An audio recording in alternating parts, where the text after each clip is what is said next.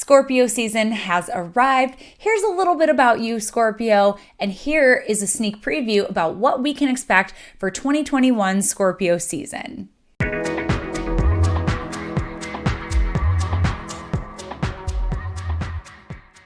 On October 22nd, the sun enters the sign of Scorpio. That's right, Libra season is over. Mercury retrograde in Libra is over. Pretty soon, Mercury is going to be joining the party in Scorpio too, and we'll be zooming through Scorpio season. Mercury is going to be the busiest body in the sky during Scorpio season, going to be making all kinds of aspects. We will be talking a lot about Mercury, but first I want to talk about the sun. Scorpio, it's your season. It's your birthday. It's time to celebrate you. And it's exciting because while the sun is sort of getting a little bit of an upgrade, the sun is in its fall in the sign of Libra, entering the sign of Scorpio, the sun may be a little bit more comfortable. However, it's interesting because when we think about the sun, we think about brightness and visibility.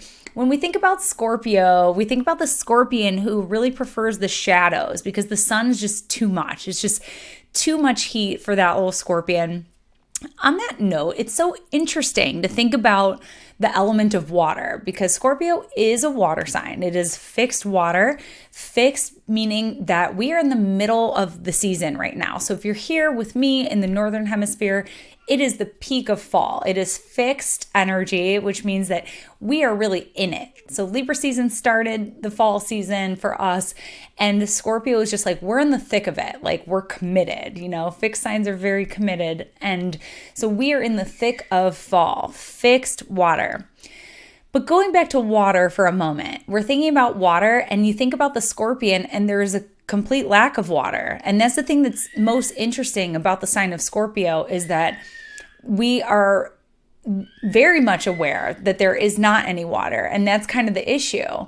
So it's like the sign of Cancer, the crab, there's an abundance of water. And Pisces, the fish, of course, there's an abundance of water. But for the scorpion, it's the search for water and knowing how to endure and to survive in harsh conditions. So that's something that Scorpio placements know how to do well, which is why they also want to hold tight. Scorpio knows a good thing when they see it.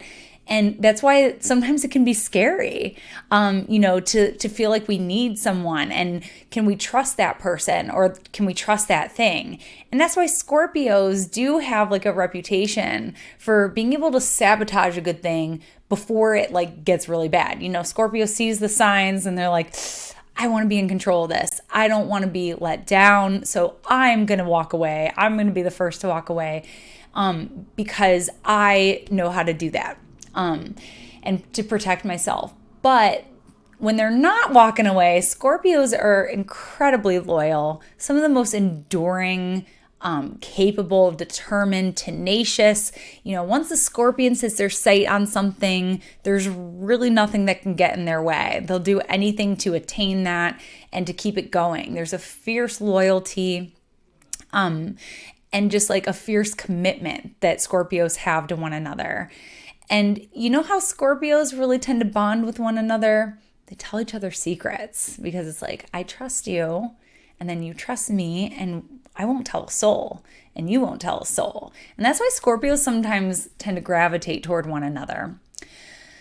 So that said, let's talk about Scorpio season and some of the things that we can expect, some of the highlights that we'll eventually deep dive into later as we tread through the murky fixed water swamp of Scorpio. And it's a magical swamp. It's not just like, there's magic, there's something contained, there's something hidden and profound and fertile, but also intimidating about the Scorpio swamp.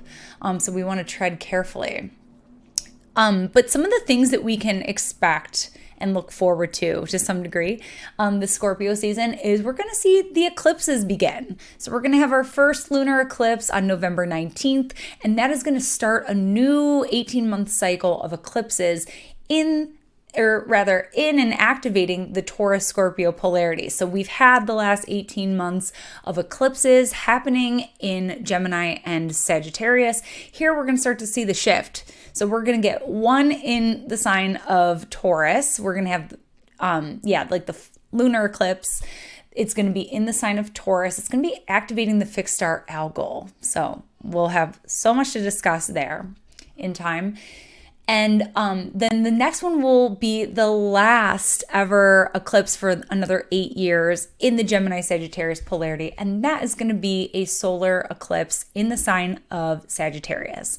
So we have that to look forward to. Another thing that we can look forward to this Scorpio season is we know Uranus is traveling through Taurus. And we know that Saturn is traveling through Aquarius. And we have this Saturn-Uranus square going on that's shifting and reframing all the systemic framework that we work within. So there's a lot of cultural shifts happening, a lot of societal shifts, a lot of the way that we run businesses, especially right now as I'm recording this. There is a labor strike across the United States and probably in other countries too, because this pandemic is really a great reset for people and for culture. It's given us more time to think about the way we want to live our lives. And also there's an increased demand for workers because the economy has been really good. So it's actually given workers the upper hand the first time in a long, long time, let me tell you. And so the strikes are actually effective. For some, they're being very effective. So I'm interested to see how all of these Scorpio planets, because we're going to have Mars, we're going to have Mercury, we already had Venus, the sun, and they are each going to oppose Uranus and square off with Saturn. So that should be a very exciting piece to look forward to for Scorpio season. Scorpio is a sign where there's a lot of emotional intensity. And this stuff has really been building for a long time. The animosity, the hurt, the anguish, it's been building for a very long time. And so I'm interested to see how this happens on a collective scale as these planets begin to oppose Uranus.